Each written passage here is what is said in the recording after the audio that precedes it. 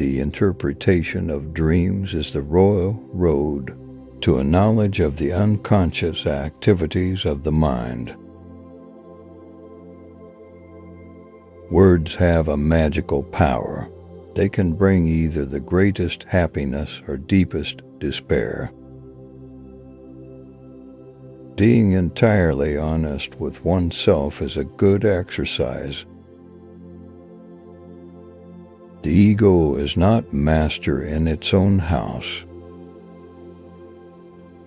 Civilized society is perpetually menaced with disintegration through this primary hostility of men toward one another. Unexpressed emotions will never die. They are buried alive and will come forth later in uglier ways. The only person with whom you have to compare yourself is you in the past. A man should not strive to eliminate his complexes, but to get into accord with them. They are legitimately what directs his conduct in the world. One day, in retrospect, the years of struggle will strike you as the most beautiful. Neurosis is the inability to tolerate ambiguity. Everywhere I go, I find a poet has been there before me. Love and work are the cornerstones of our humanness. Out of your vulnerabilities will come your strength. The interpretation of dreams is the royal road to a knowledge of the unconscious activities of the mind. The voice of the intellect is a soft one, but it does not rest until it has gained a hearing. We are never so defenseless against suffering as when we love. The only thing necessary for the triumph of evil is for good men to do nothing.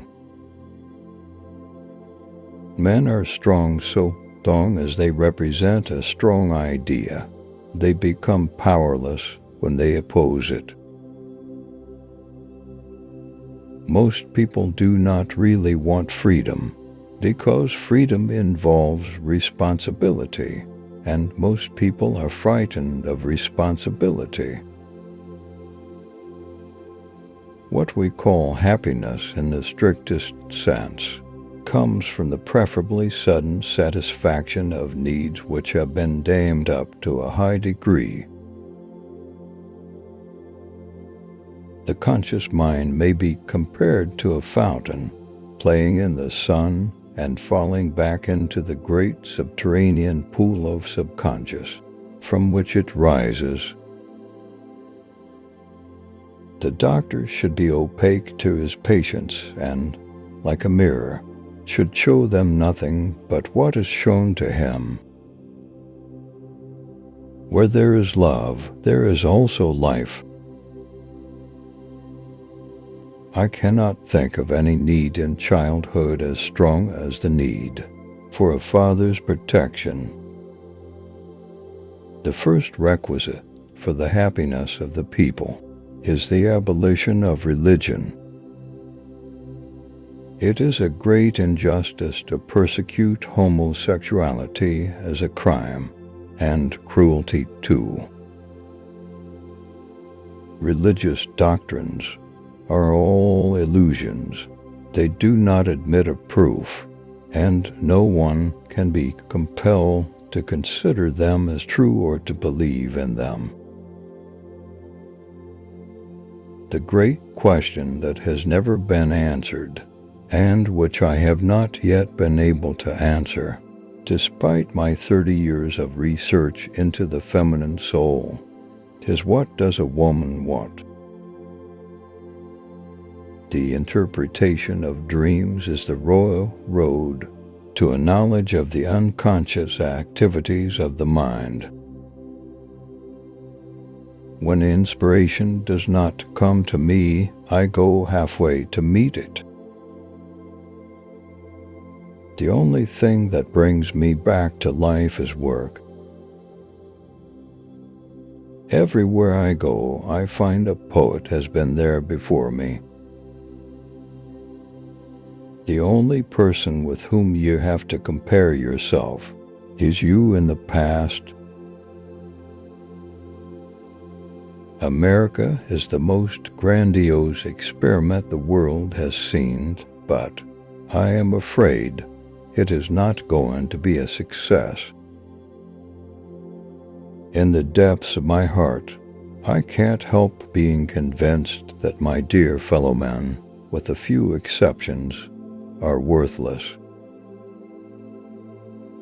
A man who has been the indisputable favorite of his mother keeps for life the feeling of a conqueror. One feels inclined to say that the intention that man should be happy is not included in the plan of creation. A love that does not discriminate seems to me to forfeit a part of its own value by doing an injustice to its object. A person who feels pleasure in producing pain in someone else has a character defect. Analogies, it is true, decide nothing, but they can make one feel more at home.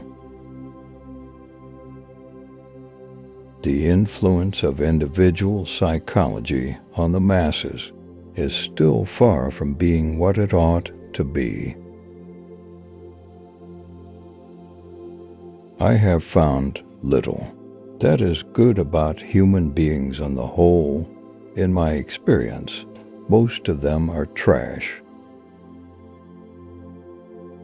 I have found little that is good about human beings on the whole. In my experience, most of them are trash. The great question, which I have not yet been able to answer, despite my 30 years of research into the feminine soul, is what does a woman want? Neurotics complain of their illness, but they make the most of it, and when it comes to taking it away from them, they will defend it like a lioness her young. Civilized society is perpetually menaced with disintegration through this primary hostility of men toward one another. Men are more moral than they think and far more immoral than they can imagine.